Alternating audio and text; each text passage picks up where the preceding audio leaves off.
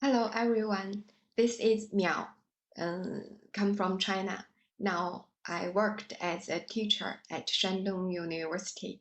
I hope you guys have been Shandong University before, I guess. I'm not sure. So I'm very glad to give you a lecture about the youth with disabilities in China.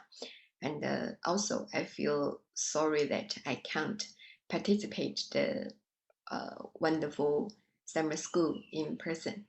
Hope you guys have a wonderful holiday and have a enjoyable journey. So I will get my lecture start. This is the contents of the lecture. Firstly, I will give you an introduction of the basic welfare situation of the disabled persons in mainland China. And also because the lecture, this topic is based on the empirical qualitative research. So I also give you some research background of this topic and the research proposes, the theoretical approach, also the research methods and the findings and discussions. The last part includes two parts. The findings we focused on the subjective welfare experiences of youth with disabilities and also the identity of these participants. Firstly, this is the introduction and the background part. I will give you some brief statistics about this disabled person in China now. Actually, we had conducted twice the National Disability Survey. The first National Disability Survey was conducted in 1987. It showed we had 51 million disabled people by that time. And the second time, the National Disability Survey was conducted in 2006.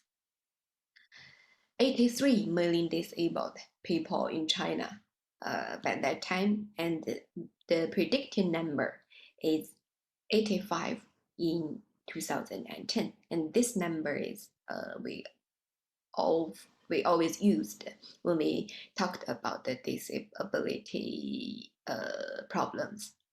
And this number accounts for 6.3% of the whole Chinese population.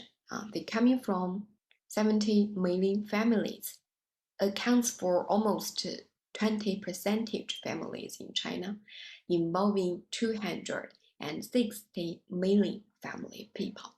It means there is a family with disabled person in every 5 Chinese families. So in China, the disabled issue, the disabled problem, the welfare of these persons is very important, both for the government, for the whole society, most importantly for the disabled persons. These are the more specific for the statistics. 75% of the disabled person, they come from rural area.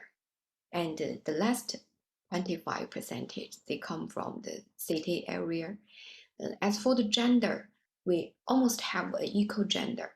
About 51.5% are male, and the last 48.5 are female. For the disability classification, we can divide it into the severely disabled people. It includes class 1 and class 2, and some slightly disabled people. It includes class 3 and 4. Almost 30% are the severely disabled people, and the last 70% are slightly disabled people. Another important thing is the population size of different disability types. We can see the physically disabled people are the most the biggest size, about 25 million are the physical disabled people. And I want to say this study and this lecture, the participants are the physical disabled youth. And we had, now in China, we had 20 million persons with hearing disabilities. And the third place is the multiple the disabled persons. And the visual disabled person, we had 13 million. And also the mental disabled person and the intelligent disabled person and speech disabled person. We can see how the population size is.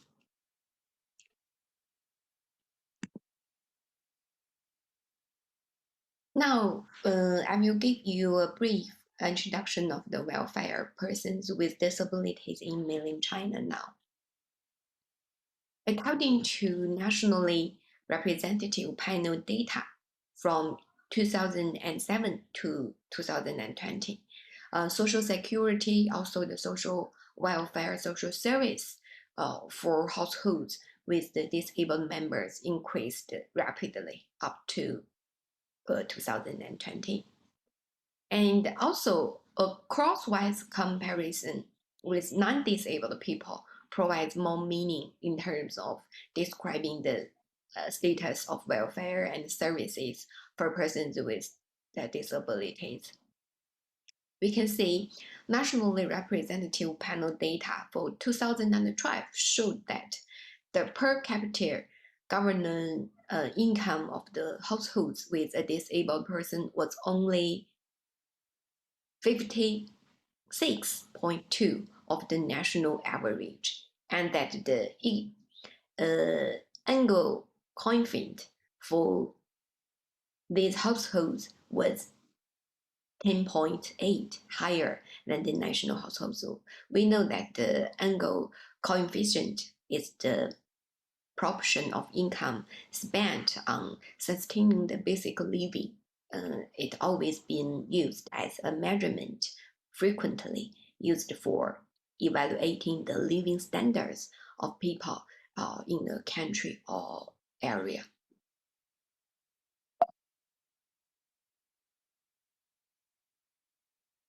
Now, I will show you some pictures. Years ago, we have a very popular like a kind of article. It names we have almost 100 million disabled people in China. Why we can't see them outside the street? We can see, yeah, we can see this is sidewalk for the blind people. No, it's a kind of a trip. And also we can see this is also a sidewalk for the blind people. So, and I want to say, even we have a big promotion, big development for the welfare of the disabled persons, but still for the environmental, they still have a very big space to get better, I want to say. And this woman, her name is Zhang Haidi. She is a very famous Chinese disabled woman, and she is the president of the China Disability Persons Federation. This is a very important disabled persons community. It's governed by the authorities. And moreover, this woman, she comes from Jinan, Shandong, the same place as the Shandong University. So it's very interesting. She is the famous disabled person in China. Okay. For the youth with disabilities, because this study is about the young persons, we can see there are approximately 180 million disabled children and young people in the world, aged from 10 to 24, who are excluded from the education, economic, social, and cultural system. So this is a kind of the global problem, and they have been identified as one of the most marginalized groups of people. Also, in our study, we focused on the identity of the youth with disabilities. So the question of identity is an essential topic in disability studies related to the daily lives of disabled people, especially the question how they define themselves and their disabilities. We believe that these problems, these questions, could help construct their life experiences. However, considering this is, the identity of the young persons with disabilities, it's still only a theoretical discussion um, in China now. So we believed empirical studies were urgently needed. That's why we conduct this research in Shenzhen. Okay, so our research want to adopt both a historical and an interactional understanding of disability in an effort to examine the development and functions of social welfare for young people with disabilities in China. And also by reviewing the extant research on policy issues for young people with disabilities in the urban area, we explored the transitional process and analyzed significant policy themes for the families of people with disabilities in the present welfare system.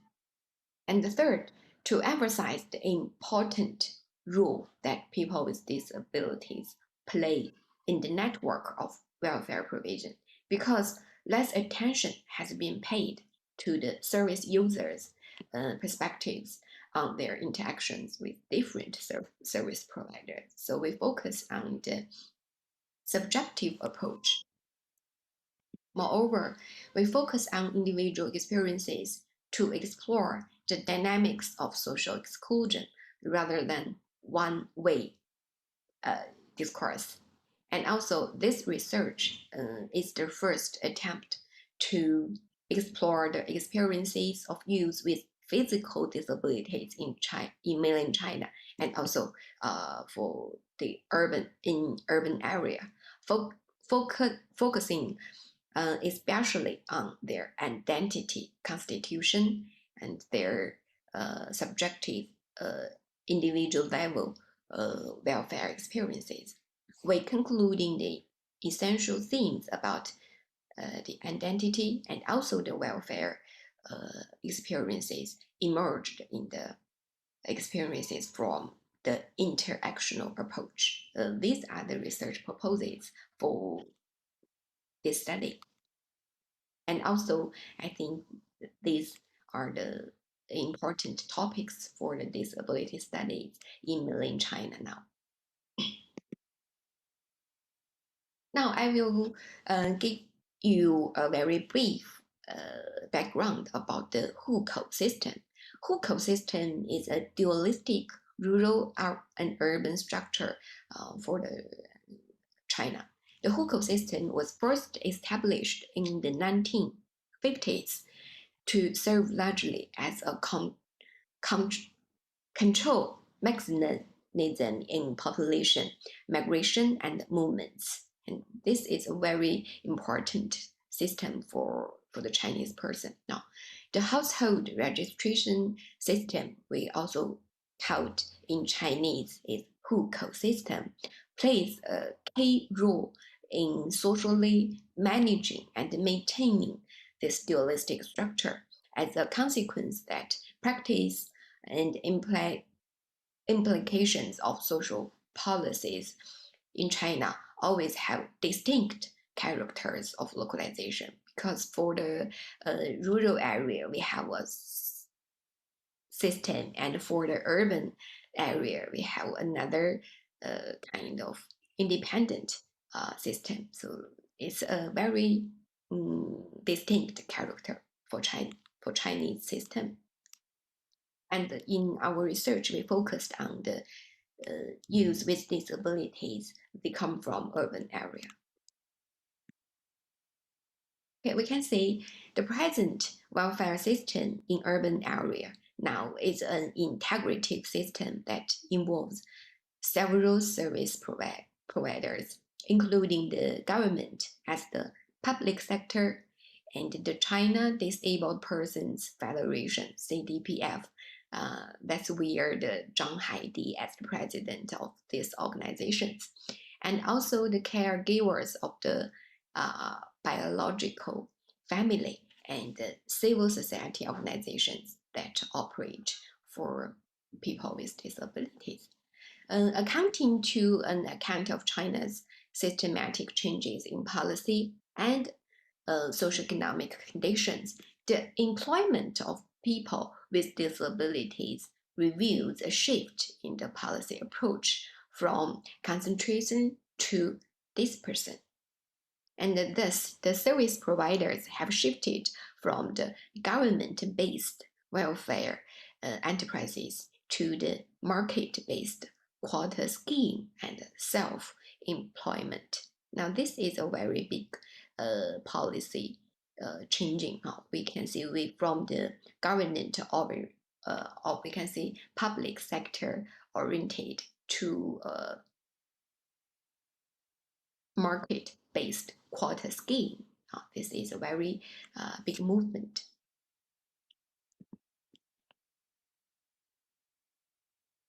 The relationships among the service providers have attracted significant attention from scholars, but even still less attention has been paid to the service users' perspective on their interactions with different service providers. So in our study, we emphasized the important role that people with disabilities play in the network of welfare provision, and therefore we are interested in the feelings, emotions, and values of these participants when they receive the welfare. So I want to explain more about the interactional approach and also the historical approach. These are the theoretical approach for the study. The reality is that persons with disabilities are affected by physical, by psychological, and also external problems. Furthermore, we cannot neglect the fact that the health-related professions have contributed to the operation of people with disabilities through their maintenance of the medical power differential, reinforcement of the sick rule, and objections of people with disabilities. But the Shakespeare, a very popular scholar for the disabled studies, constructed an alternative concept of disability based on an interactional, or we can say relational understanding. His proposed approach to disability suggests that disability is always an interaction between individual and contextual factors rather than a result of the individual's physical problems as informed by the medical model, or we can say individual model for the disability, and the social problems as informed by the social model. He proposed an interactional approach to understanding how the disability uh, becoming. And Mao, on the one hand, it suggests that the nature of disability stems from both biomedical and socially constructed factors. And this approach is also to account for the range and diversity of disabled persons and their experiences. And on the other hand, regarding the research on disability in present day China, we argue that the interactional understanding of disability extends beyond the dualism of the social model, or we can say the individual model. No, we seek to provide uh, adequate evidence regarding how a disability generates a complex interaction among multiple factors. I think it beyond the discussion or negotiation between the individual model or social model. It seeks another way to provide a more rich for discussion about this issue. So, in particularly, uh, the interactions between service providers and service users uncovered from their experiences of obtaining welfare could facilitate the empowerment process. This is why and how the interactional approach was adapted in our research. And another one is the historical approach. We can say the historical development of welfare policies for youth with disabilities in urban China. Actually, this part is also the conclusion or the findings of our study. At various times, different manifestation of social policies have arisen in response to social problems. Since 1949, the planned economic system has been implemented in mainland China, which means denying the existence of the market and allocating resources entirely by the state. So as to the social welfare provision, also for the disabled persons. Since the 1980s, the reform of the socialist market economic system has been implemented, which has promoted the state as well as the society to provide corresponding supporting measures for public services. This is from the macro level to say the transformation, how our society has been going through, and especially for the youth with disabilities in urban China, we can say since the founding of the People's Republic of China, social policies for people with disabilities, we can see have undergone three phases. The first is during the first phase, it starts from the 1949 to 1988. Oh, that's the year when I born. the idea, the idea of a strong, we can say very strong governmental laid a strong foundation, establishing housing and maintenance that provided low level of life support for people with disabilities. And in the second phase, it starts from the 1988 to 2008. Humanitarianism overtook the idea of I don't know how to pronounce this word. The government and a series of protective policies were established that aimed at promoting the self-reliance of disabled persons. And the third phase is during from 2008 to the present. Development oriented social policies have been encouraged that based on social rights and that promote the social integration of the disabled.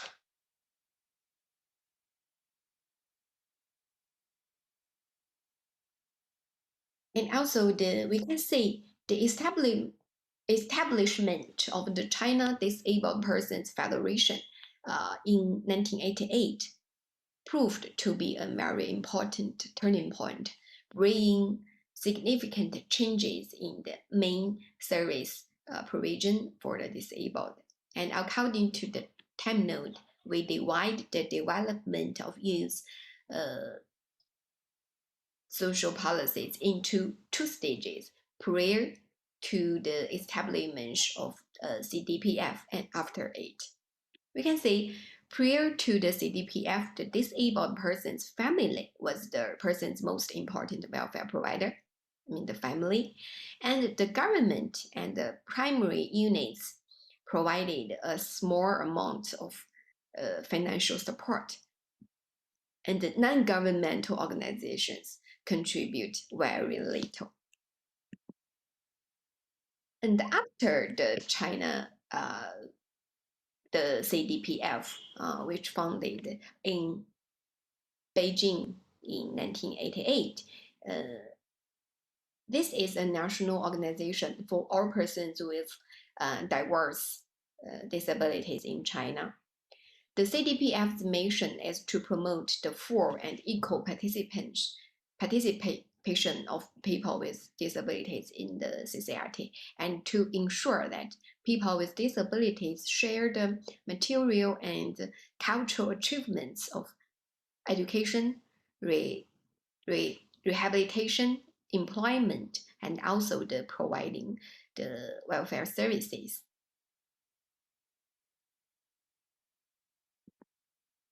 Okay, this part is about how we conduct our research, the research methods part. The location is the Shenzhen, which is one of the most developed cities in China, which provides a very good foundation of developed welfare system for the disabled people. And also, actually, be honest, it's kind of convenient to do the study. And this study is based on my PhD thesis. So, these are the disability rehabilitation center on the communities in Shenzhen, Longhua Street. These centers governed by the China Disabled Persons Federation, and they will hold activities like menu class, cooking class, psychological counseling, vocational training, and so on to enrich the members' knowledge. All the members are the disabled persons who lived in this community. And this study is a qualitative research, and we followed by the interpretivist paradigm. And also we used the historical approach like I have mentioned earlier. The sample, we have the 19 participants because we conduct a qualitative study. 14 young persons with physical disabilities, and the other 5 participants include 2 social workers, 2 parents, and 1 primary level worker.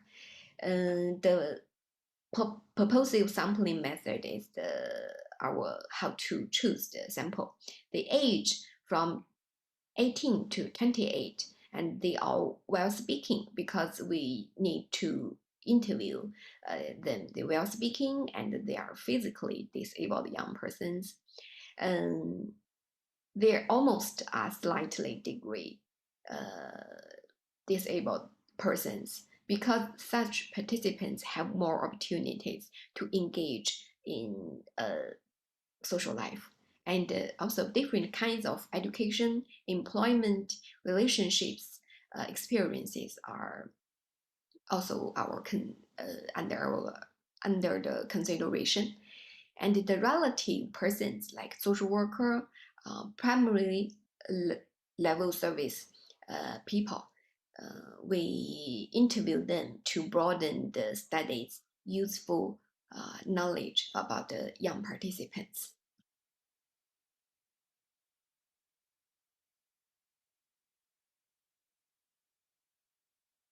And we do the two-round in-depth interview. For the welfare part, the interviews tended to turn into the service user story, and those stories were complex experiences of the individual's experiences and their reflection on their interactions with the different service providers. And for the identity part, semi-structured interviews were conducted uh, in Chinese, and also aimed to explore the dynamics of the participants' social exclusion experiences by examining the identity arising from their subjective experiences. And also, we used the NVivo to analyze our data. We conducted the thematic analysis following the guidelines laid out by Brew and Clark in a recursive process rather than a linear process. Qualitative data was we code in two-stage open coding and theoretical coding. Okay, let's see the findings and discussion. This part is about the welfare part. We have presented three main themes. The first one is the evolution of service provision to society, reflecting the disabled community and the rational employment market. And the second theme is evolution of service provision to family, involving both functional and ethical consideration in Chinese familistic culture.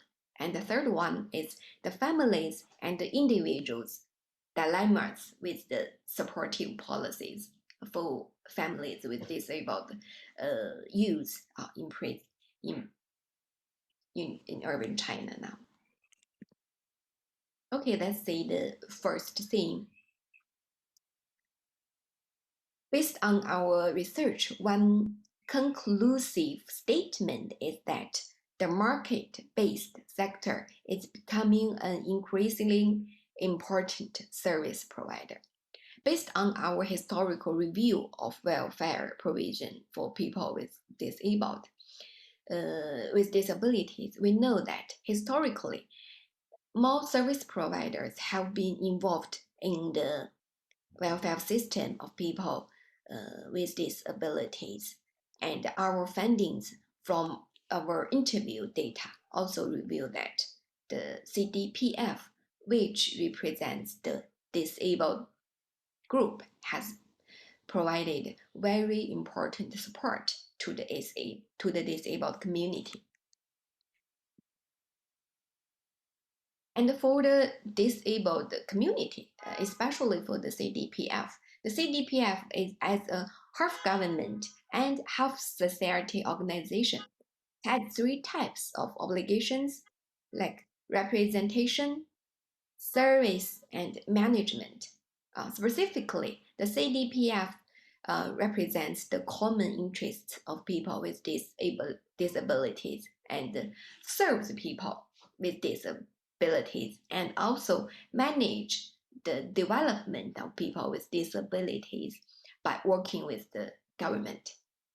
And our investigation showed that the welfare experiences of young persons with disabilities were extremely closely related to their local CDPF, like the rehabilitation center.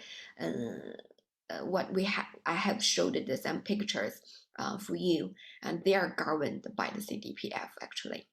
Most of the participants remarked that the most important support, the experiences, came from the community that their rehabilitation center offered them, where they had opportunities to become and feel involved in society.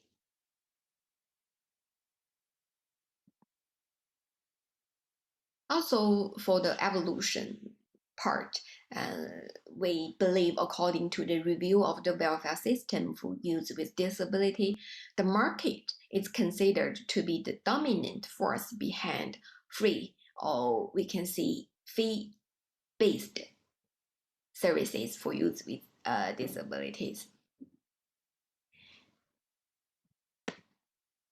However, there is an additional response system.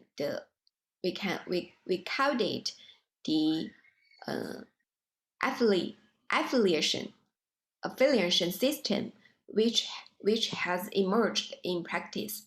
It involves the way in which companies would like to offer an empty position that pays the minimum salary to the young people with disabilities in order to avoid being punished by the employment guarantee regime.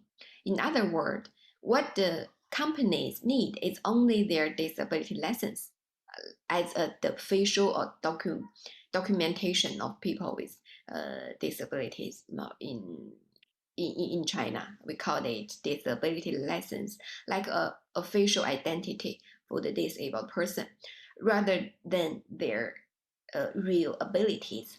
So the young people get a salary without real employment.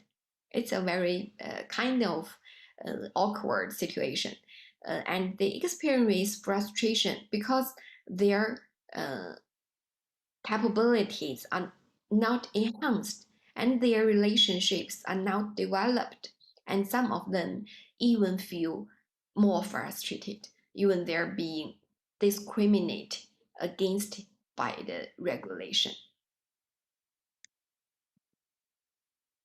And the second theme is about the evolution of service provision to family, involving both functional and ethical considerations in Chinese familistic culture. It means the connection with family is still the most important relationship for urban youth with disabilities, as indicated in our study, both from the functional consideration and the ethical consideration. Let's say the functional consideration. Young people with disabilities experiences obstacles in terms of like education, employment, and relationships, and they need more support from their families than normal youth do. Support that is not only economic, but that also contributes to their activist identity. Um, so this is a kind of functional support. And the direct evidence from the participants' narratives in our study reveal that their most important welfare providers are their families. They always speak it very frankly, like my family is the most important thing for me. We define this phenomenon as the welfare of young people with disabilities, presenting an involution of service provision to the family. And for the ethical consideration, we can say the participant of the interviewee said, from my service provision experiences, I believe the most important role is the family system, which could be ranked in the first place, while the social system is in the second place. So, in such a familistic cultural environment, family has been regarded as an organic organic unit in China. And at present, although traditional culture of family has been challenged, while we faced modernity and nationalism, but the connection with family is still the most important relation for urban youth with disabilities uh, from our study. And I can say for the youth come from the rural area, uh, the family means more, even for means everything. The third thing is that the families and the individuals' dilemmas with the supportive policies for families with disabled persons now in China. We can say the family is the basic unit of social life in China, and an individual's life conditions and development are closely linked with the family to which he or she belongs, and it plays the role of principal welfare provider from both the functional and ethical providers. However, we discern that most of the welfare policies for youth with disabilities and their families are achieved on the individual level, and they are targeting the persons with disability inside of their families. And also, besides, because the supportive policies are kind of fuzzy and fragmented, a dilemma has emerged for the families with youth with disability. That means that disabled persons, individual, and their families always cannot co-benefit from the implementation of the policies. It's a very interesting dilemma uh, situation. Okay, we go on. Also, now the system has become from the aid oriented instead of development oriented. They provide very limited welfare allowance, medical aid for serious illness assistance devices, and so on, and are only used to meet the physical needs of the disabled. It means now the quality of the welfare system now still can't satisfy the person's need. And also, such policies can neither meet the needs of uh, rehabilitative care and the daily care for urban youth with disabilities. Now, can they provide developmental social support, such as support for the youth mental health and also social interactions and culture and sports activities.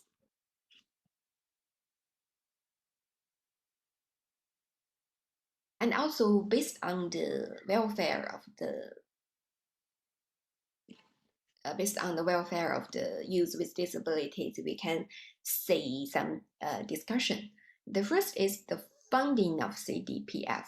It means prior to the CDPF, the family was the most important welfare provider. But after that time, welfare pluralism was evidently performed to provide service for young people with disability. And the CDPF provides has a very significant influence on young people with disabilities and also has seemed to confirm an evolution of society.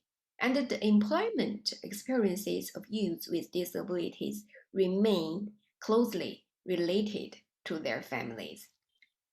The most direct and important welfare comes from the family in terms of the youth material life and identity construction. Also, because families must provide their own supportive roles and no immediate related policies can benefit the families. The employment market urgently needs to solve the economic problem of youth with disabilities. And also, uh, how the different service providers collaborate with each other is also a very uh, big problem, or can see orientation of the development.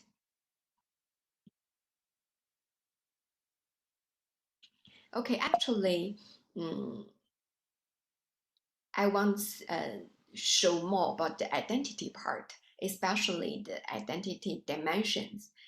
Based on our research, a very big issue of focus, we focus on the identity of the young persons with disabilities. We can see four themes emerged from the qualitative data. It It shows that the physically disabled identity and the excluded identity, self-excluded identity, and also the positive identity.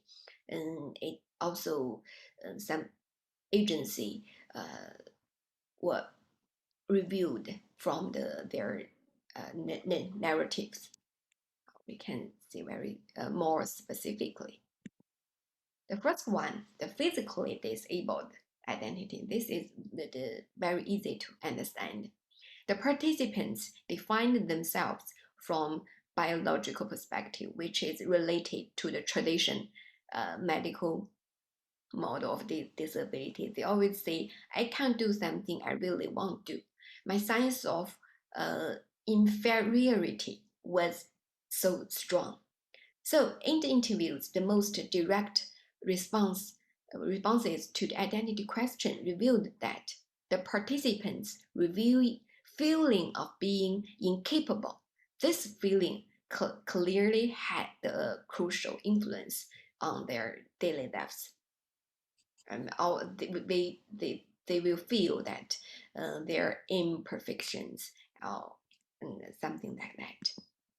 And the other dimension is excluded identity.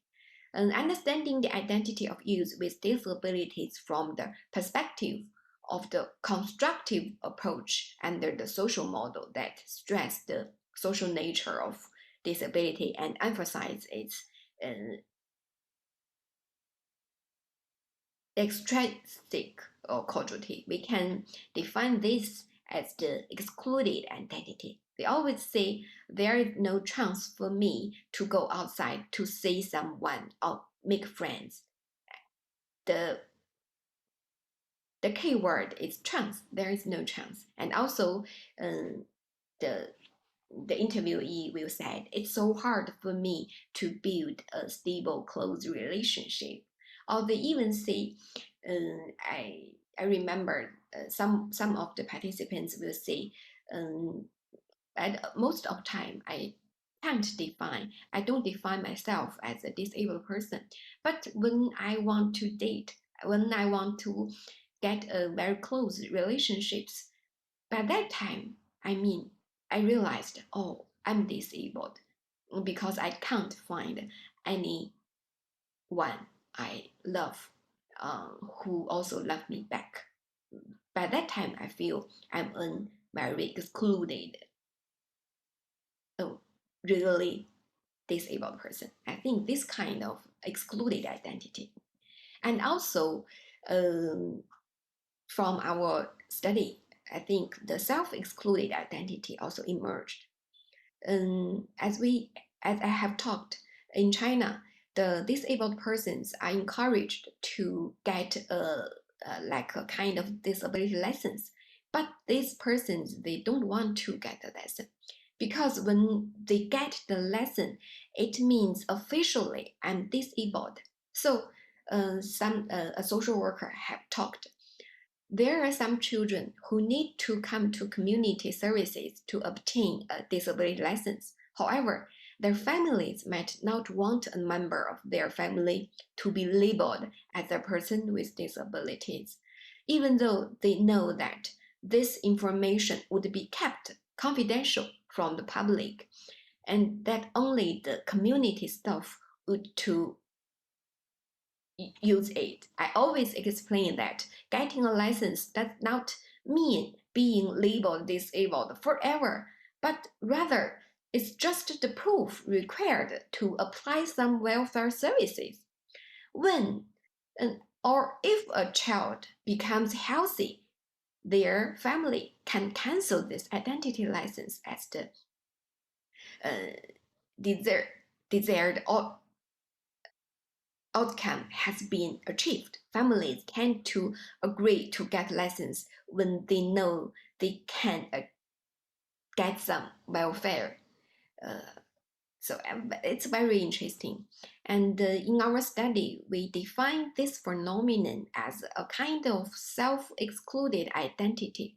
Oh, it also can be explained in a more positive way that the disabled persons, or the family members, they have a subjectivities to define whether I'm disabled. It's kind of strategy performance.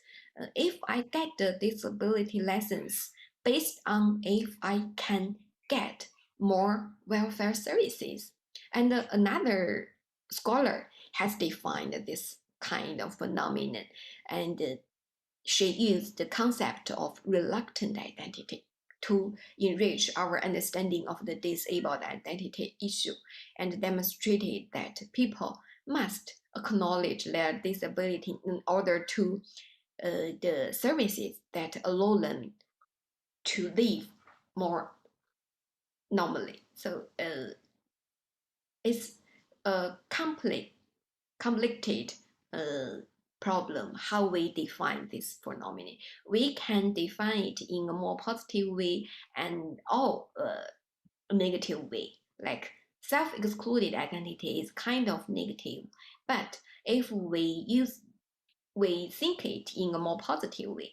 We think it these disabled persons use the disability as a identity capital.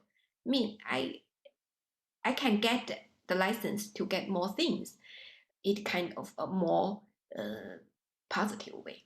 So this is a more reflection of this topic. And another also like the identity capital approach, another perspective to respond to disability, the themes to perform very positive in their experiences. They feel grateful to the people they met, and the study concluded some things that influenced the neglected agency, which have very positive effects on identity formation. It includes education, parents' view on disability, and also the how the science, the justice, how they science the economic security, and how they then sense the employment value. They have a very significant influence on the positive psychological how to say how psychological feelings.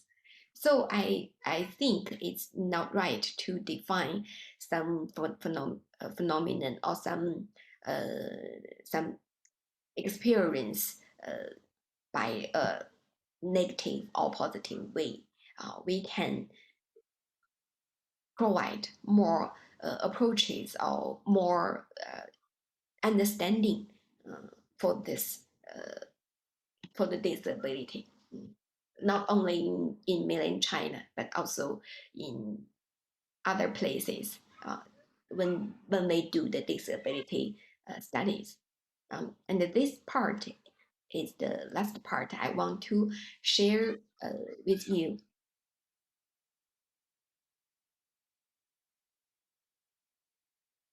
And actually, I have published two articles about this topic. One is about identity, and the other is about the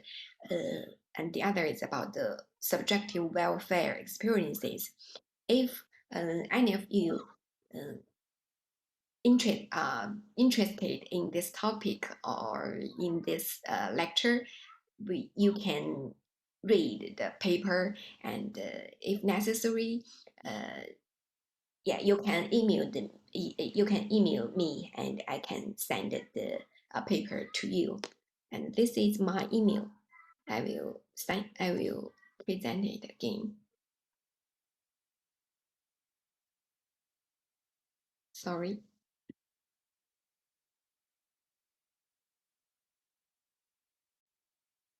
Okay, this is my email. Miao at sdu.edu.cn. And if you have any question or you are interested in this topic, you can email me. And Mary, thank you for listening my lecture. And I know my oral English is terrible, but maybe my writing is better than my speaking. So hope you guys have a wonderful holiday. Happy 2022 and take good care. Okay. Nice to See you all. Bye bye.